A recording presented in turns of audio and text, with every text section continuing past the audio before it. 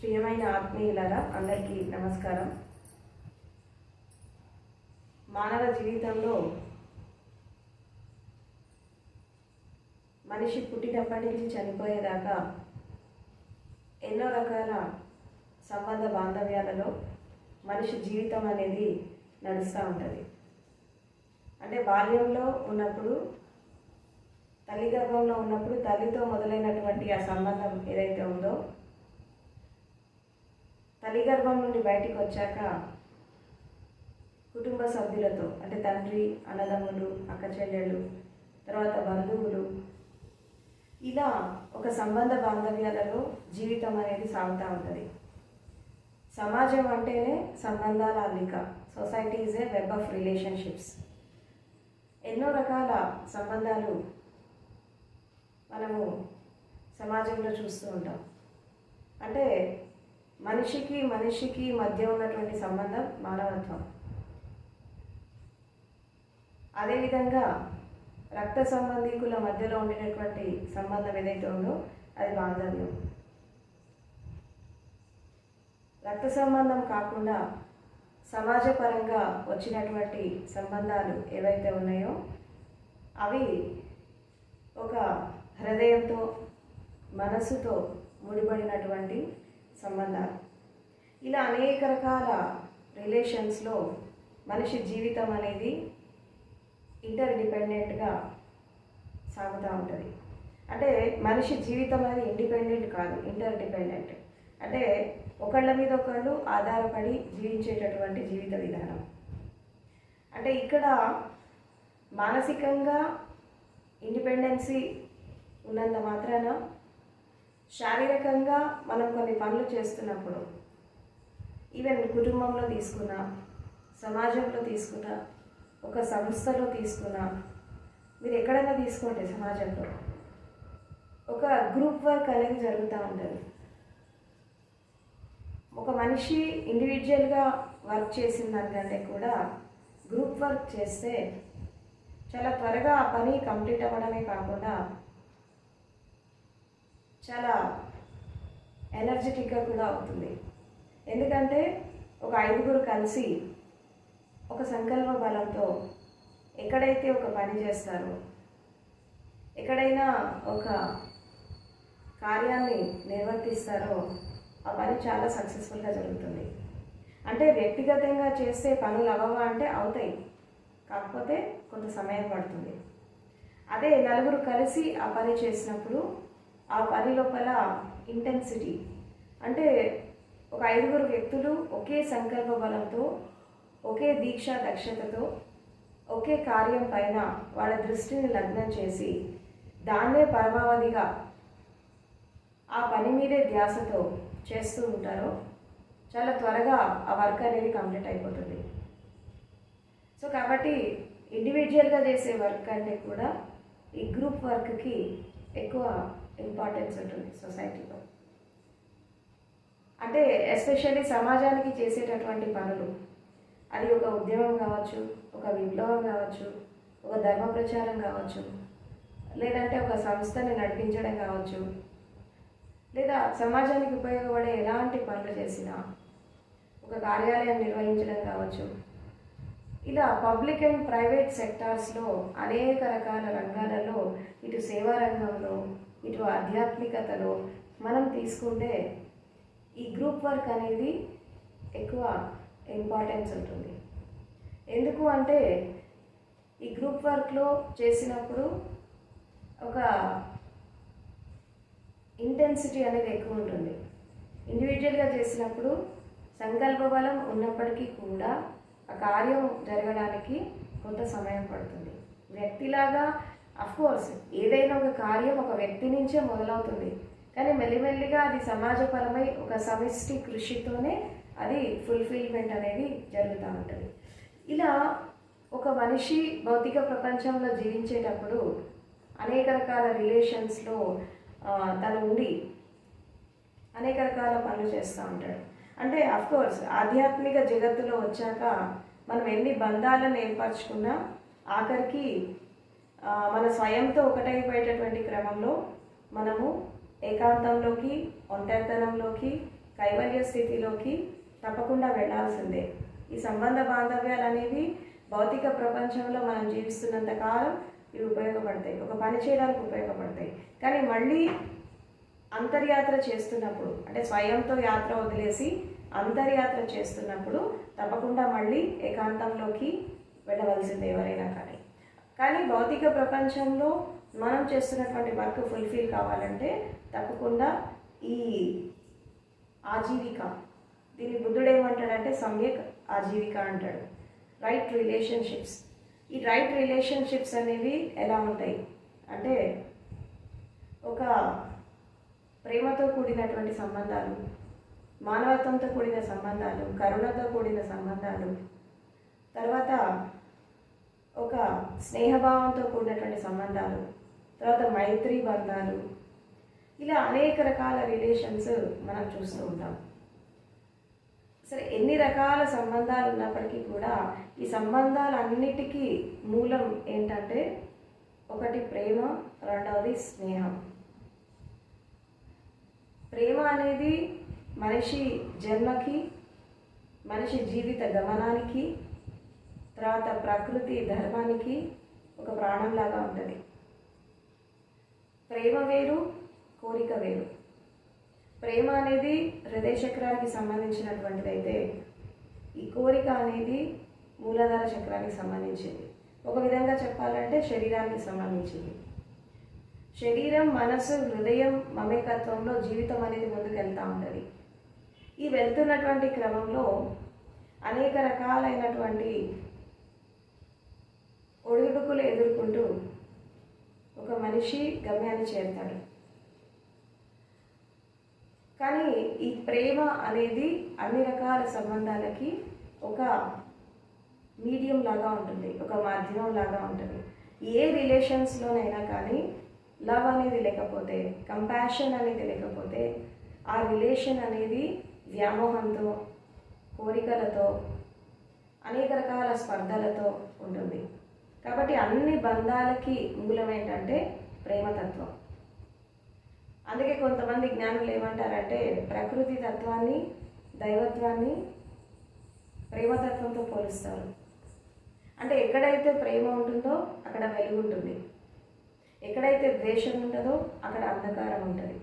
అందుకే God is love, God is light అని అంటారు. అంటే దైవత్వాన్ని కూడా ప్రేమతత్వంతో, ఒక వెలుగు స్వరూపంతో పోలుస్తారు. ఎందుకంటే శరీరానికి ఆహారం, మనసుకి శాంతి, హృదయానికి ప్రేమ, అదేవిధంగా ఈ శక్తి తత్వానికి ఒక దైవత్వం, తర్వాత స్వేచ్ఛ అనేది చాలా ఇంపార్టెంట్. ఒక ఆనందకరమైన స్థితి అనేది చాలా ఇంపార్టెంట్.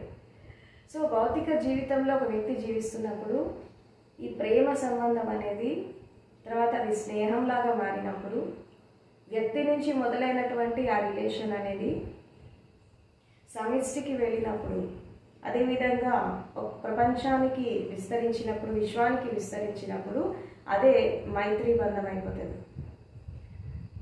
ఇక్కడ గౌతమ బుద్ధుడు ఈ మైత్రి భావన గురించి, తర్వాత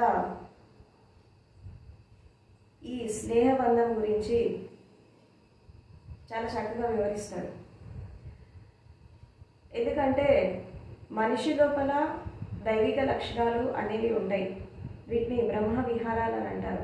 ఈ బ్రహ్మ విహారాల్లో మైత్రి, కరుణ, ముదిత, ఉపేక్ష, ఈ 4 బ్రహ్మ విహారాలు. మైత్రి అంటే ఏంటంటే విశ్వ వసుదైవ కుటుంబకం అనేటటువంటి కాన్సెప్ట్తో జీవించడం. తర్వాత కరుణ, కంపాషనేట్ లైఫ్. తర్వాత ముదిత. ముదిత అంటే ఏంటంటే ఈర్ష్యకి ఒక వ్యతిరేక పదం. అంటే జనరల్గా ఎదుటి వాళ్ళు బాగుపడ్డప్పుడు మనం త్వరగా జలస్గా ఫీల్ అవుతాం. అలా జలసీతో కాకుండా, ఒక పిల్లలు అభివృద్ధిలోకి వస్తే తల్లిదండ్రులు ఎలా సంతోషపడతారో అదేవిధంగా సమాజంలో ఎవరు అభివృద్ధి చెందినా అంతే ఆనందపడడం. అంటే ఒక విధంగా చెప్పాలంటే వేరే వాళ్ళ ఆనందంలో, వేరే వాళ్ళ సంతోషంలో, వాళ్ళ సంతోషాన్ని చూసి మనం వాళ్ళ లోపల ఆనందాన్ని వెతుక్కోవడం. ఇది ముదిత. నాలుగవది ఏంటంటే ఉపేక్ష. ఉపేక్ష అంటే ఏంటంటే సమతా భావన. సమతా భావన అంటే స్థిత ప్రజ్ఞత. స్థితి ఏదైనా జ్ఞానంతో ఉండడం, అదేవిధంగా సత్యంతో ఉండడం, ధర్మంతో ఉండడం. అంటే విషయ వస్తు వివేక జ్ఞానంతో జీవించడం భౌతిక ప్రపంచంలో. సో కాబట్టి ఈ ప్రేమ అనేది స్నేహంలాగా మారుతుంది. స్నేహం అనేది ఒక మైత్రి బంధంలాగా మారుతుంది. ప్రేమకి స్నేహానికి ఉన్నటువంటి ఆ డిఫరెన్స్ ఏంటి అంటే, ప్రేమలో ఇచ్చిపుచ్చుకునే ధోరణి ఉంటుంది. కొంచెం ఇవ్వాలి, కొంచెం తీసుకోవాలి. ప్రేమ అనేది ఒక విధంగా చెప్పాలంటే భౌతికంగా మనం జీవించేటప్పుడు, అంటే శరీర పరిధిలో, మనసు పరిధిలో మనం జీవించేటప్పుడు దీంట్లో కొన్ని ఎక్స్పెక్టేషన్స్ ఉంటాయి, కొన్ని కండిషన్స్ ఉంటాయి. అండ్ ఎస్పెషల్లీ కుటుంబంలో ఉండేటటువంటి ఈ ప్రేమ సంబంధాలన్నీ కూడా ఇచ్చిపుచ్చుకునే ధోరణిలో ఉంటాయి. అది గౌరవం కానీ, డబ్బు కానీ, సంపద కానీ, తర్వాత రకరకాలైనటువంటి విషయ వస్తువులు ఏవైతే ఉన్నాయో ఈ తీసుకోవడం, ఇవ్వడం, గివ్ అండ్ టేక్ రిలేషన్షిప్స్లో నడుస్తూ ఉంటాయి. అంటే ఎప్పుడైతే గివ్ అండ్ టేక్ రిలేషన్షిప్స్లో నడుస్తున్నప్పుడు ఈ ప్రేమ తత్వంలో ఏముంటుందంటే ఒక ఆకర్షణ ఉంటుంది, ఒక వ్యామోహం ఉంటుంది, ఒక అటాచ్మెంట్ ఉంటుంది, తర్వాత కోరిక కూడా ఉంటుంది. ఎందుకంటే you are expecting something from others. ఇవ్వడం ఇస్తూ ఉంటారు, బట్ ఎంత ఇచ్చినా ఏదో ఒక సందర్భంలో అరే వాళ్ళు నాకు ఇంపార్టెన్స్ ఇవ్వట్లేదనో, లేకపోతే నాకు రెస్పెక్ట్ ఇవ్వట్లేదనో, లేకపోతే నాకు కన్సర్న్ ఇవ్వట్లేదనో, నాకు కేరింగ్ ఇవ్వట్లేదనో, ఇది ఎక్కడో ఒక చోట ఈ యొక్క వెలితి అనేది భౌతిక సంబంధాల్లో మనకు కనబడుతుంది. అంటే ఒక వ్యక్తి అవుట్రేట్గా అన్నీ ఇచ్చినప్పుడు ఏదో చాలాసార్లు ఎక్స్పెక్ట్ చేయకపోయినా ఏదో ఒక సందర్భంలో తప్పకుండా ప్రతి మనిషి దాన్ని ఎక్స్పెక్ట్ చేస్తూ ఉంటాడు ఎదుటి మనిషి నుంచి. ఎందుకంటే అది మనిషి యొక్క సహజ స్వభావం. అది ఇట్స్ ఏ కామన్ నేచర్.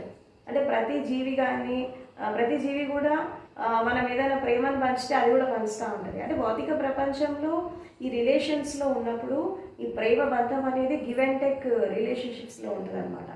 అయితే ఇది కొంచెం ఈ భౌతిక ప్రపంచంలో కుటుంబ పరిస్థితుల్లో ఉన్నప్పుడు మనం భౌతికంగా ఆలోచించినప్పుడు ఈ ప్రేమలో కొంత ఇంప్యూరిటీ ఉంటుంది. ఎందుకు ఇంప్యూరిటీ ఉంటుందంటే ఇక్కడ కోరిక ఉంటుంది, వ్యామోహం ఉంటుంది, కండిషన్స్ ఉంటాయి, అదేవిధంగా అటాచ్మెంట్ ఉంటుంది. ఈ ప్రేమలో కొంత ఇంప్యూరిటీ ఉంటుంది. ఎప్పుడైతే ఈ ప్రేమ అనేది ఒక పరాకాష్ఠకి వెళ్ళినప్పుడు, అంటే ఈ ప్రేమలో వ్యామోహం కానీ, కండిషన్స్ కానీ ఇవన్నీ కూడా కొంతవరకే ఉంటాయి. ఒక మనిషి ఉన్నత స్థాయికి ఎదిగేంత వరకు ఇవన్నీ ఉంటాయి. కానీ ఒక హయ్యెస్ట్ రేంజ్కి వెళ్ళాక, ఈవెన్ భౌతిక ప్రపంచంలో కూడా ఒక ఉన్నతమైనటువంటి స్థాయికి వెళ్ళాక ఇంకా ఎదుటి వాళ్ళ నుంచి ఎక్స్పెక్ట్ చేయడం అంటూ ఉండదు. వాళ్ళు ఇవ్వడంలో ఆనందపడుతూ ఉంటారు, ఇవ్వడంలో, షేర్ చేయడంలో వాళ్ళు ఆనందాన్ని పొందుతూ ఉంటారు. కాబట్టి ఎదుటి వాళ్ళు ఇస్తున్నారా లేదా అనేది పట్టించుకోరు. సో కాబట్టి ఏమవుతుందంటే ఈ ప్రేమ అనేది కొంచెం హయ్యర్ స్టేట్కి వెళ్ళేసి ఈ హృదయ చక్రానికి వచ్చినప్పుడు, అంటే అఫ్కోర్స్ కింద సెంటర్స్లో ఉన్నప్పుడు ప్రేమతత్వం అనేది ఉండదా అంటే ఉంటుంది, కానీ కొంత కలుషితంగా ఉంటుంది, ఇంప్యూర్గా ఉంటుంది, కొంత ప్యూరిటీ అనేది ఉండదు దాంట్లో. ఎప్పుడైతే ఈ ప్రేమతత్వం అనేది పరాకాష్ఠకి వెళ్ళినప్పుడు, అది హృదయానికి వచ్చినప్పుడు, అంటే దాంట్లో ఎలాంటి కండిషన్స్ లేకుండా, ఎక్స్పెక్టేషన్స్ లేకుండా కేవలం గివింగ్ అంటే కేవలం ఇవ్వడంలోనే ఆనందపడడం అనేది స్థితి మన లోపల వచ్చాక ఏమవుతుందంటే అది ఒక ప్యూరిఫైడ్ స్టేట్కి వచ్చేస్తుంది. ఆ ప్యూరిఫైడ్ స్టేట్కి వచ్చినప్పుడు అది కంప్లీట్గా ఒక ప్రేమతత్వం లాగా, అంటే ఆ మనిషి స్వభావమే ప్రేమతత్వం అయిపోతుంది. ఎప్పుడైతే మనం ఈ వ్యామోహాల్లో, కోరికలలో, ఆకర్షణలో ఉన్నప్పుడు ప్రేమని మనము కొంచెం అందిస్తాము, కొంచెం తీసుకుంటాము. ఇవ్వకపోతే కోపం వస్తుంది. తర్వాత ఎంత ఇచ్చినా ఎదుటి వాళ్ళు మనకు అది ఇవ్వలేనప్పుడు వాళ్ళ పట్ల ఒక ద్వేషం కూడా వచ్చేస్తూ ఉంటుంది. కానీ ఎప్పుడు ఎందుకంటే ప్రేమని మనం ఆపాదించుకుంటున్నాం. అఫ్కోర్స్ మన జన్మలో ప్రేమతత్వం ఉంది, తల్లి గర్భంలో ఉన్నప్పుడు ప్రేమతత్వం ఉంది, కానీ అది ఎలా ఉంది అంటే ఇంప్యూర్డ్గా ఉంది. ఇంప్యూర్డ్గా ఉన్నప్పుడు మనం పెరుగుతున్నటువంటి దశలో దాన్ని మనము ఎప్పుడైతే మనము ఎదుగుతున్నటువంటి క్రమంలో సమాజాన్ని చూస్తూ, పరిస్థితులను చూస్తూ మనలో ఉండేటటువంటి ఆ ప్రేమ తత్వం అనేది ఎలా ఉంటుంది అంటే ఒక చిన్న స్వార్థం అనేది ఉంటుంది, నేను నాది అనేది కొంత ఉంటుంది. అది తప్పు కూడా కాదు, ఎందుకంటే భౌతిక ప్రపంచంలో మనం జీవిస్తున్నప్పుడు ఇవన్నీ సహజంగా జరిగేటటువంటి కొన్ని ప్రక్రియలు. సో ఎప్పుడైతే మనం కొంచెము తీసుకోవడం కంటే కూడా ఇవ్వడంలో మనం ఎక్కువ ఎంజాయ్ చేస్తామో, ఇవ్వడంలో ఎప్పుడైతే మనకు ఆనందం వస్తూ ఉంటుందో ఆటోమేటిక్గా ఈ ప్రేమతత్వం అనేది ఒక ప్యూరిఫికేషన్కి జరుగుతుంది. ఎదుటి వాళ్ళు ఎలా ఉన్నారు అనేది మనకు సంబంధం లేదు, ఎదుటి వాళ్ళు మనల్ని చూస్తున్నారు లేదా అని మనకు సంబంధం లేదు. మనం ఇవ్వడంలోనే ఆ ఫుల్ఫిల్మెంట్ అనేది మనం వెతుక్కుంటూ ఉన్నప్పుడు మెల్లిమెల్లిగా ఈ ప్రేమ అనేది ఒక పరిపక్వతకు వస్తుంది. పరిపక్వతకు వచ్చినప్పుడు అప్పుడు కంప్లీట్గా హృదయంతో, ఇన్నాళ్ళు శరీరంతో మనసుతో ప్రేమను పంచిన వాళ్ళు ఇప్పుడు కంప్లీట్గా హృదయంతో జీవిస్తారు. హృదయంతో జీవించినప్పుడు ఈ ప్రేమ తత్వం అనేది ఏమైపోతుందంటే ఒక ప్యూరిటీకి వస్తుంది. ఆ ప్యూరిటీ స్టేట్లోకి వెళ్ళినప్పుడు ఇక్కడ ఏం జరుగుతుంది అంటే మనం కేవలం ఇవ్వడంలోనే ఎంజాయ్ చేస్తూ ఉంటాం. ఇక్కడ కండిషన్స్ ఉండవు, అటాచ్మెంట్స్ ఉండవు, తర్వాత ఎక్స్పెక్టేషన్స్ ఉండవు, ఏమీ ఉండవు. ఓన్లీ గివింగ్లోనే మనం ఎంజాయ్ చేస్తూ ఉంటాం. సో ఇలా వెళ్తున్నటువంటి క్రమంలో ఈ ప్రేమ తత్వం అనేది కూడా ఒక పరాకాష్ఠకి వెళ్ళినప్పుడు నెక్స్ట్ ఏం జరుగుతుంది అంటే ఇదే ప్రేమ స్నేహంలాగా మారుతుంది. మరి ఈ ప్రేమకి స్నేహానికి ఉన్నటువంటి ఆ తేడా ఏంటి అంటే ప్రేమతత్వంలో ఒక రిలేషన్ ఉంటుంది, ఒక బంధం ఉంటుంది. స్నేహంలో ఎలాంటి బంధం లేకపోయినా అంటే ప్రేమతత్వంలో ఒక ఎంతో కొంత రిలేషన్ ఉంటే తప్పించి మనం వాళ్ళతో మనం ఆ ప్రేమను పంచలేము. కానీ స్నేహంలో ఎలా ఉంటుందంటే ఎలాంటి సంబంధం లేకపోయినా, ఎలాంటి బాంధవ్యం లేకపోయినా, ఎలాంటి ఒక కన్సర్న్ లేకపోయినా మనం వాళ్ళకి హెల్ప్ చేస్తూ ఉంటాం. ఎందుకంటే స్నేహానికి హద్దులు ఉండవు, ప్రేమకి లిమిట్స్ ఉంటాయి. ప్రేమ అనేది కలగాలి అంటే ఒక వ్యక్తిని మనం ఇష్టపడాలి, ఒక వ్యక్తి మనకు నచ్చాలి. తర్వాత ఒక స్థితిలో మనం ఒక కుటుంబం కానీ, ఒక వ్యక్తి కానీ, ఒక సమూహం కానీ, ఒక కమ్యూనిటీ కానీ, లేదంటే ఒక స్థితిగతులు కానీ మనకి నచ్చితేనే దాన్ని అందిస్తాం.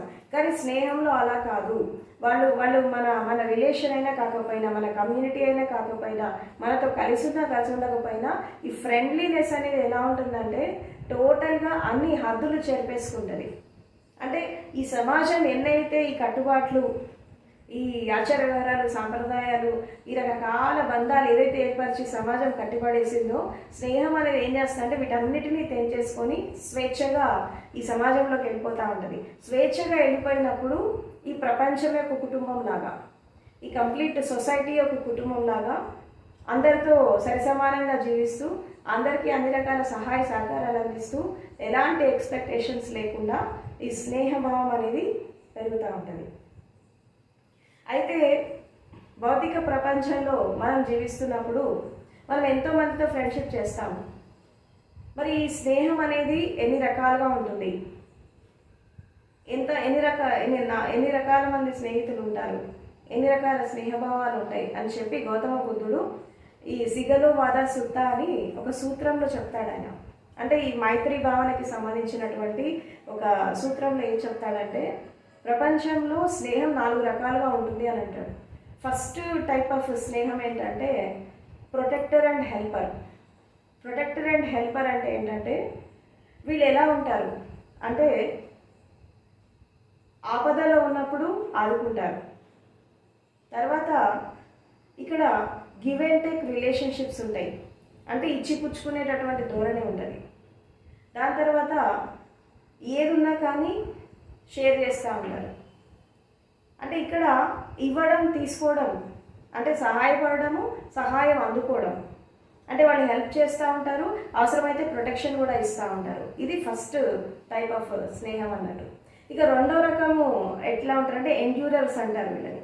ఎండ్యూరర్స్ అంటే ఏంటంటే ఇప్పుడు జనరల్గా ఒక మనిషి జీవితంలో మనకి ఎన్నో రకాల రహస్యాలు ఉంటాయి. అన్నీ మనము కుటుంబ సభ్యులతో మనం షేర్ చేసుకోలేము, అన్నీ మనం ఇంట్లో వాళ్ళతో షేర్ చేసుకోలేము. ఈవెన్ వైఫ్ అండ్ హస్బెండ్ అయినా, పిల్లలైనా, ఎవరైనా సరే, అన్నదమ్ములు, అక్క చెల్లెలు ఎవరైనా సరే, అయిన వాళ్ళతో మనం ఏదైతే షేర్ చేసుకోలేని రహస్యాలు కొన్ని ఉంటాయి అలాంటివి మనం ఫ్రెండ్స్తో షేర్ చేసుకుంటాం. ఎందుకంటే స్నేహంలో ఎలాంటి రెస్ట్రిక్షన్స్ ఉండవు, స్నేహంలో ఎలాంటి ఎల్లలు ఉండవు, లేదా నిందించడాలు, ద్వేషించడాలు ఇవన్నీ ఉండవు.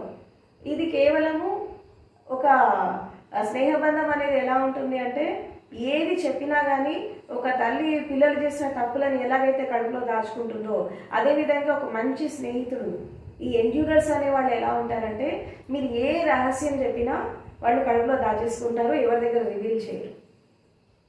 అదేవిధంగా వాళ్ళ రహస్యాలు చెప్పినప్పుడు కూడా వాళ్ళు అలాగే అంతే ఇదిగా ఎదుటి వాళ్ళని నమ్ముతారు. అంటే సీక్రెట్స్ షేర్ చేసుకోవడం, సీక్రెట్స్ని దాచేయడం. వాళ్ళ రహస్యాలు ఎదుటి వాళ్ళకి చెప్తారు, ఎదుటి వాళ్ళు చెప్పినటువంటి రహస్యాలు మొత్తం దాన్ని రివీల్ చేయకుండా వాళ్ళ మనసులోనో వాళ్ళ లోపల వాళ్ళు దాచేసుకుంటారు. అంటే ఒక విధంగా చెప్పాలంటే నీ ప్రైవేట్ లైఫ్, నీకున్నటువంటి ప్రైవసీ లైఫ్ ఏదైతే ఉందో దానికి సంబంధించి నీ హృదయంలో బాధ కావచ్చు, నీ మనసులో ఆవేదన కావచ్చు, నీ మనోవేదన కావచ్చు, మనం ఒకళ్ళతో షేర్ చేసుకున్నప్పుడు జనరల్గా ఒక మనిషికి ఏం అలవాటు ఉంటుంది, ఏదైనా ఒక రహస్యం చెప్పేస్తే 10 మందికి చెప్పేస్తాడు. ఇది చెప్పాలా వద్దా అని కూడా ఆలోచించరు. కానీ ఎండ్యూరర్స్ అనేవాళ్ళు ఎలా ఉంటారు అంటే వీళ్ళు రహస్యాన్ని దాచేసుకుంటారు, వీళ్ళు ఎవరితో షేర్ చేయరు, రహస్యాన్ని రహస్యంలాగా పెడతారు.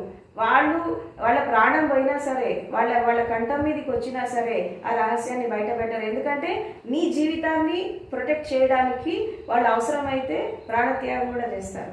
వీళ్ళని ఏమంటారంటే ఎండ్యూరర్స్ అంటారు. ఇది ఒక రకమైనటువంటి స్నేహబంధం. ఇక మూడో రకం ఎలా ఉంటారంటే కంపాషనేట్ ఫ్రెండ్షిప్ అంటారు దీన్ని. అంటే ఒక కరుణతో కూడినటువంటి ఒక స్నేహ సంబంధం.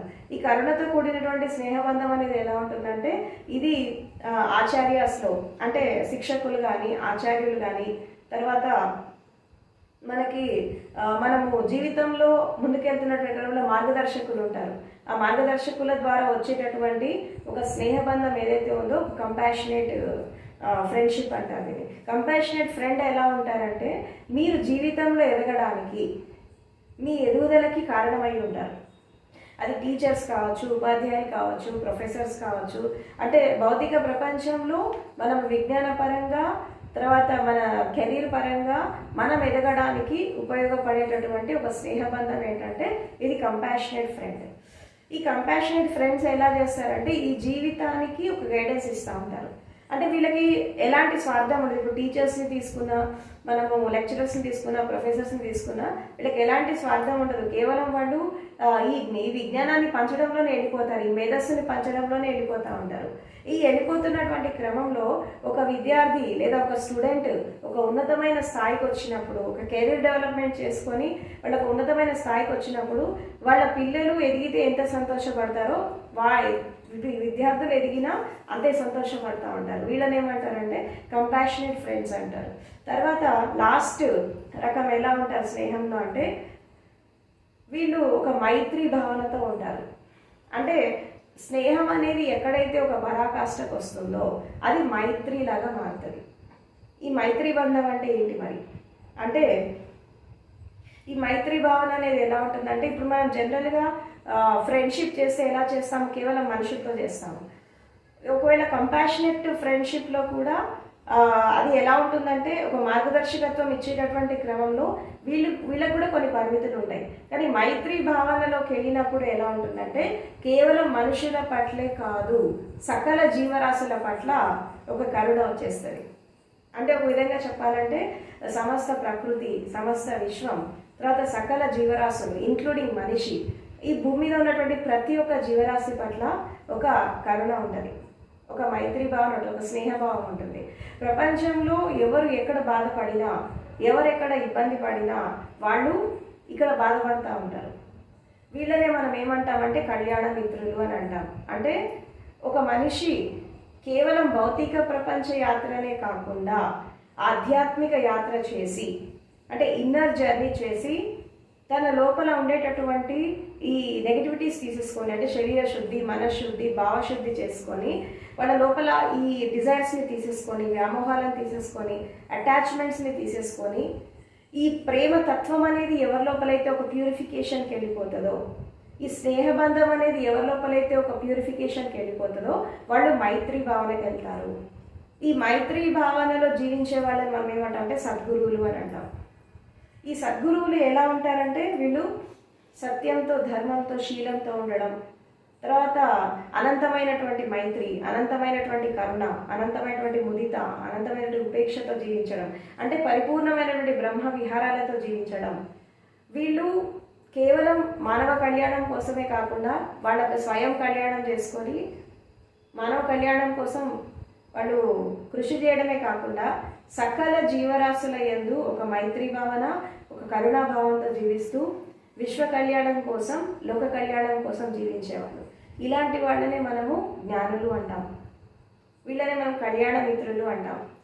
ఈ కళ్యాణ మిత్రులు వీళ్ళు ప్రపంచాన్ని ఉద్ధరించడానికి, ధర్మ సంస్థాపన చేయడానికి, మనుషులని ఈ యొక్క అజ్ఞానం నుంచి జ్ఞానంలోకి నడిపించడానికి, అంధకారం నుంచి వెలుగులోకి నడిపించడానికి, అదేవిధంగా ఒక అసత్యం నుండి సత్యానికి నడిపించడానికి వీళ్ళు తమ జీవితాన్ని అంకితం చేస్తారు. అంకితం చేసేసి మానవ కళ్యాణం కోసం వాళ్ళు కృషి చేస్తూ ఉంటారు. ఇలాంటి వాళ్ళని మనం కళ్యాణ మిత్రులు అని అంటాం.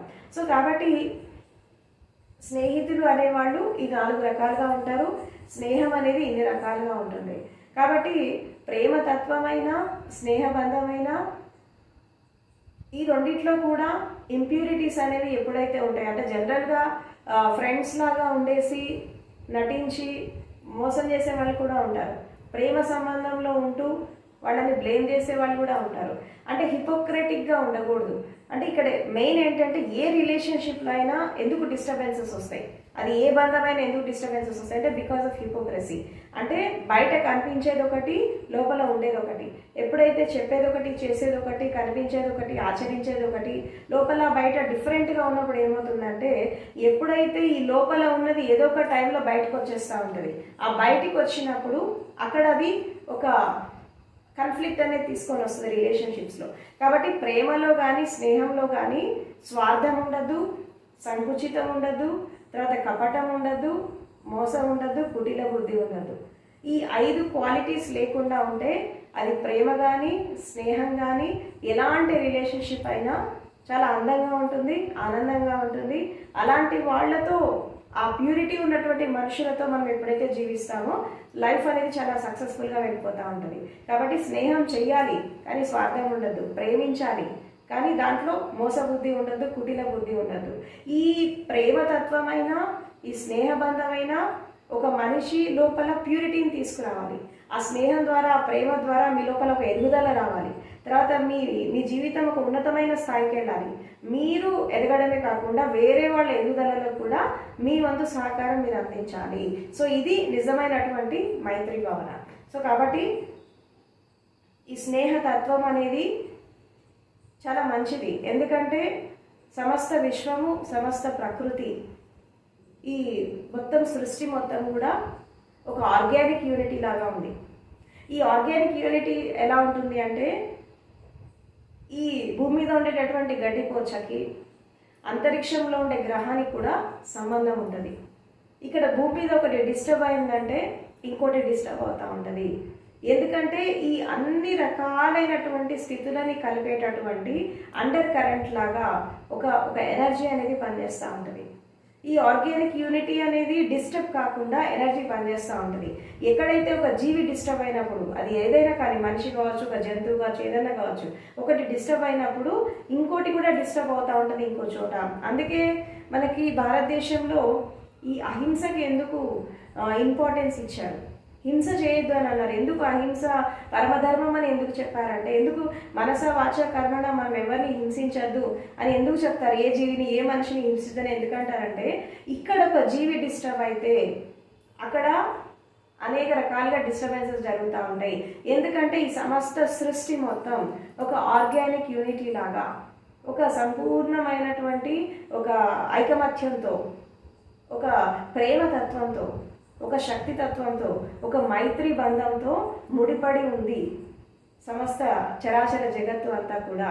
ఇక్కడ ఒకటి డిస్టర్బ్ అయితే ఇంకోటి డిస్టర్బ్ అవుతుంది. కాబట్టి ఇక్కడ ఈ అహింసకి, స్నేహబంధానికి, ప్రేమతత్వానికి, ఈ మైత్రి భావనకి ఎందుకు ఇంపార్టెన్స్ ఉందంటే ప్రతి మనిషి కూడా ఇలాంటి క్వాలిటీస్తో జీవించినప్పుడు ఎవరు ఎవరిని ఇబ్బంది పెట్టరు, ఎవరు ఎవరిని బాధ పెట్టరు, తర్వాత ఎవరు ఎవరిని హింసించరు.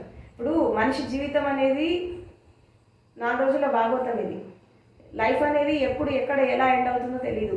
ఈ ఉన్న 4 రోజులు కూడా మనం రకరకాల విద్వేషాలతో, విభేదాలతో జీవిస్తే మనం మన శాంతిని కోల్పోవడమే కాకుండా ఇతరుల జీవితాలను కూడా మనం నష్టపరుస్తాము. వాళ్ళ జీవితాల్లో కూడా అశాంతి వచ్చేస్తే దానివల్ల మొత్తం ప్రపంచం అంతా డిస్టర్బ్ అయిపోతూ ఉంటుంది. కాబట్టి మనిషి జీవితం అనేది ఒక ఆనందాన్ని పంచడానికి, సంతోషాన్ని పంచడానికి, శాంతిని పంచడానికి, మనం ఆనందంగా జీవించడానికి ఈ ప్రపంచంలోకి వచ్చాము. కాబట్టి మనం వచ్చినందువల్ల మన జీవితం వల్ల ప్రపంచం డిస్టర్బ్ కావద్దు, ఇతరుల జీవితాలు డిస్టర్బ్ కావద్దు. ఎందుకంటే ఒక మనిషి భూమికి వరంలాగా బ్రతకాలి, శాపంలాగా బ్రతకద్దు. మనం నడుస్తుంటే కూడా భూదేవి కూడా సంతోషపడాలి, కానీ వీళ్ళు ఎందుకు పుట్టారు, అనవసరంగా భారం అని చెప్పి అనుకోవద్దు. కాబట్టి మనిషి జీవితం అనేది ఒక పువ్వులాగా ఉండాలి. 4 రోజులు జీవించినా సరే ఆ సుగంధాన్ని, ఆ మకరందాన్ని అందరికీ పంచి వెళ్ళాలి. ఎందుకంటే లైఫ్ అనేది ఒక ఫ్లవరింగ్ జరగాలి, ఒక సెలబ్రేషన్ లాగా ఉండాలి, ఒక బ్లాస్మింగ్ ఉండాలి. అప్పుడే మనము మన సుగంధాన్ని వెదజల్లడమే కాకుండా ఆ సుగంధంతో ప్రపంచానికి కూడా శాంతిని, మైత్రి బంధాన్ని పంచి జీవితాన్ని సార్థకం చేసుకొని ఈ భూమిని వదిలిపెట్టి వెళ్ళిపోవాలి. సో ఈ విషయాలను అర్థం చేసుకొని మీరు కూడా అలా జీవించండి. Thank you very much.